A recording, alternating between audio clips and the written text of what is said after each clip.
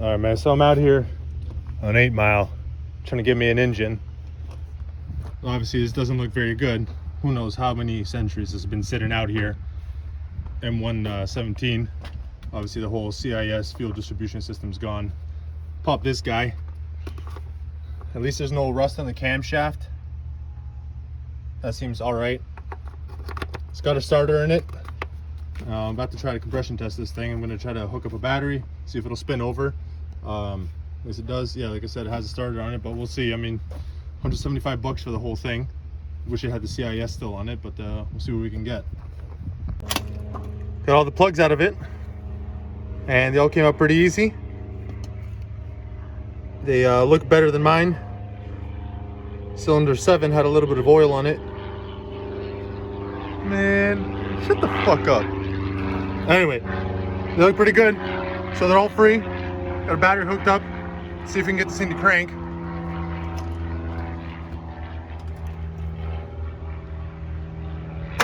Woo! Look at that. She spins. Let's get a compression test going. I'm just gonna free up a little bit more drag on here.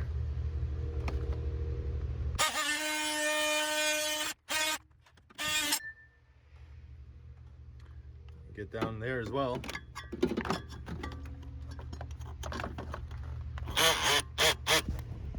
All right, so about to compression test this. I wanted to check if there's some oil first, though. I thought they always punch a hole and drain these guys, but apparently just the coolant. You can hear that. Obviously there's no coolant in here, but there is oil, so that's nice. It won't be doing a dry run.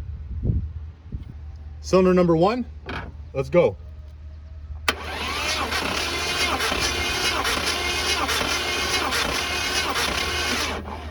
So we stabilized that in about 3 or 4 cranks. It's about 160 psi. On to the next. Cylinder 2.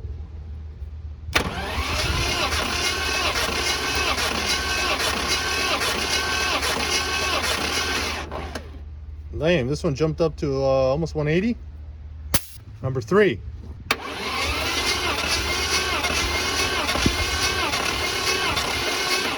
Ooh, that's low. I don't know if it's a bad seal or what.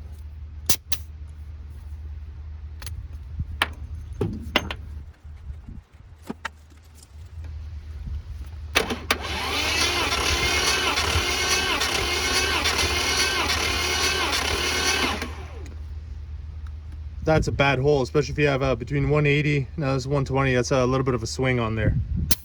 Let's try number 4.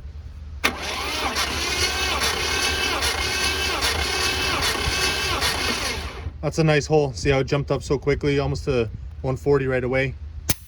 We're gonna put a little bit of oil or croil in number 3 and see if that'll come up a little bit. All right, back on number 3. A little bit of oil in there. See.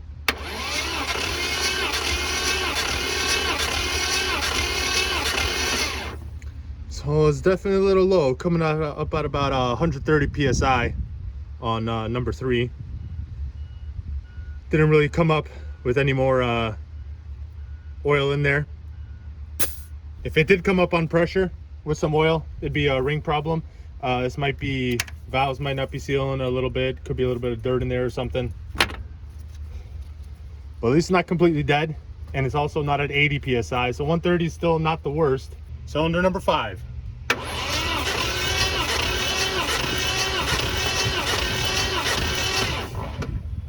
Nice and strong, about 160. Cylinder 6 test.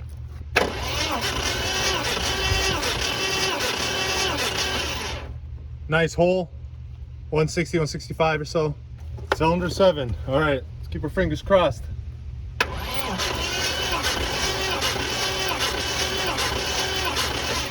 That's a beautician right there, about 180 psi. All right, fingers crossed on this one. This is the last hole. If it's not completely dead, might have a good candidate.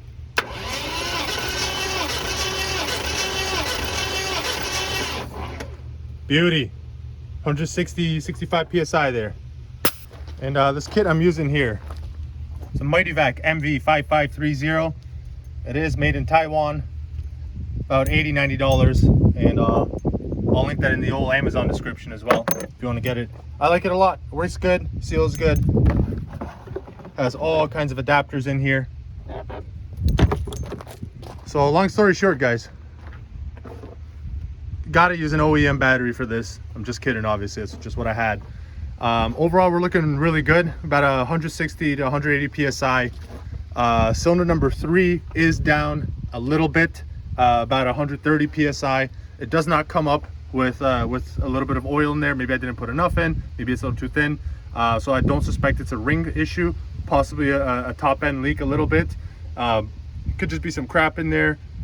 I don't know, we'll see. I think overall, you know, 175 bucks for this whole thing. I'll probably pull the trans with it as well, another $100, keep that as a spare. And I have to transfer over everything, all my front end accessories, fuel system from my seized engine. Overall, I think for this money is good.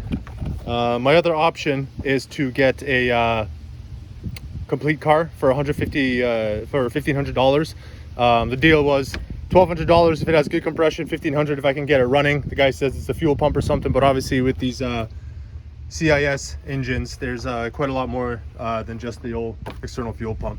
So we'll see how it goes.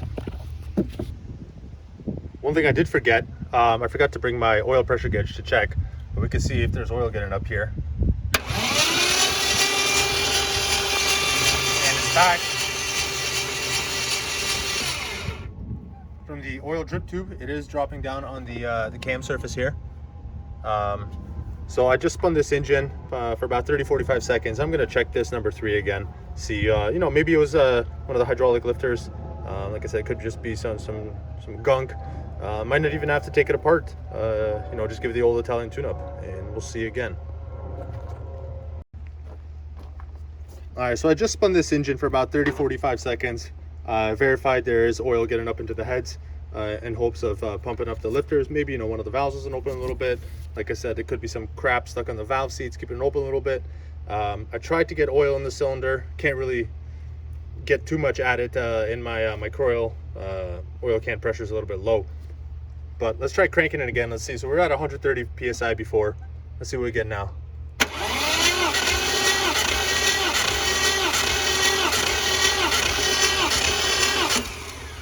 So we are just a little bit low still, and you saw the pressure didn't come up right away. You know, the other one shot up almost to 150 instantaneously. It was like 100, 150 almost right away, and then up to the 160, 180. But that's not bad. A little bit lower than I like to see, but like I said, maybe it just needs a little bit of work, and who knows how many centuries this engine's been sitting here. Overall, I'm quite impressed. This does have 152,000 miles on it. You know, as long as the odometer's correct. Actually, this dashboard is in good condition too. There's no cracks on it. Might have to take that.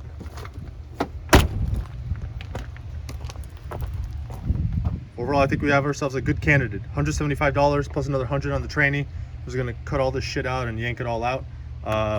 This radiator actually looks in good condition. This nipple is not broken, but it's a little loose. There we go. Let me know your thoughts, guys.